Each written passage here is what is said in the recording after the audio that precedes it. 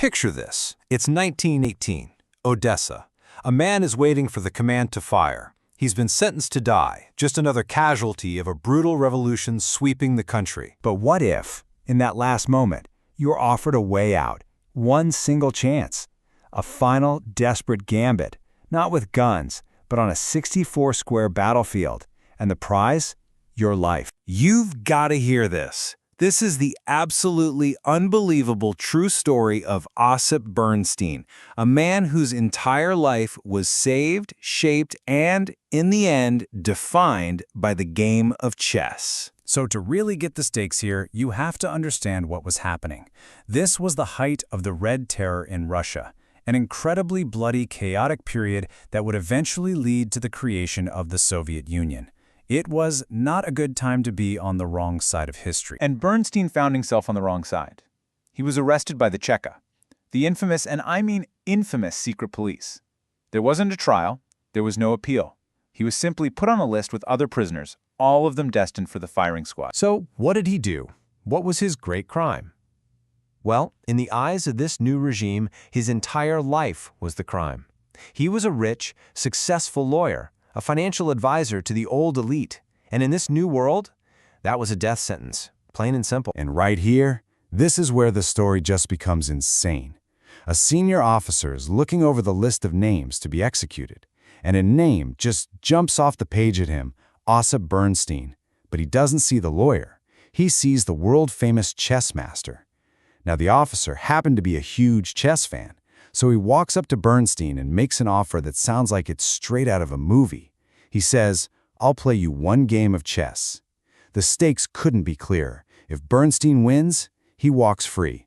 But if he loses, or even if it's a draw, the execution goes on as planned. So you have to wonder, who was this guy?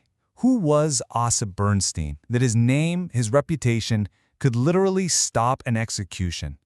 To get that, we need to rewind a little and see how he became a legend in the first place. See, Bernstein wasn't just a good chess player. He was a grandmaster. And you have to understand, this isn't some casual nickname. It's the highest title you can possibly get in the world of chess. It's a title you hold for life, awarded to only the absolute best of the best. And man, did he earn it. He only got serious about chess when he was 19, while he was studying to be a lawyer. But just a few years later, in 1902, he wins a massive all-Russian tournament. And boom, he's a grandmaster. So by 1918, he had it all. He was this wealthy, successful lawyer and also one of the most respected chess minds on the entire planet. And that was the man now playing for his own life. Okay, so let's go back to that room in Odessa. The board is set. The pieces are ready. And a man's life is literally hanging on every single move.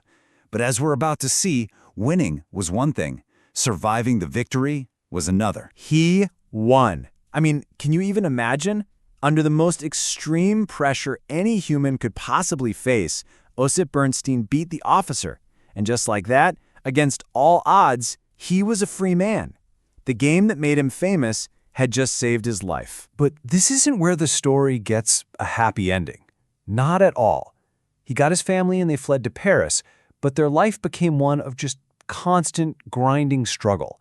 They were hit with devastating poverty. They had to survive another world war. He was even imprisoned again. The trauma of it all just crushed him, and for years Bernstein suffered from a severe, crippling depression. His miraculous escape was really just the start of a long and very painful life in exile. Decades go by. Bernstein somehow endures. And then, much later in his life, the game of chess calls out to him one last time. It offers him one final, fateful move. 70. Just look at that number for a second. 70 years old, an age where most people have been retired for years. At 70, Osip Bernstein decided he was going to make a comeback. And what a comeback it was. It was absolutely astonishing. After all the hardship, the trauma, the depression, he sits back down at the board and proves he is still a giant of the game. He finished second in a major international tournament, competing against players who were less than half his age. And then, in 1962, the game that had been the one constant through his chaotic life offered him one last poetic gift. He got an invitation, a chance to play in the Chess Olympiad, which was being held back in his homeland. For the first time in decades, he had a chance to go home, to come full circle. You can just imagine what he was feeling, right?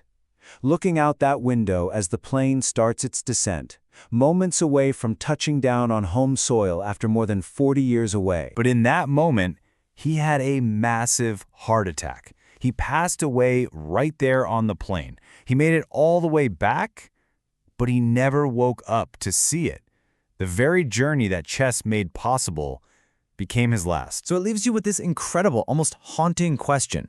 His passion for chess was his savior, right? It's the reason he didn't die in front of a firing squad.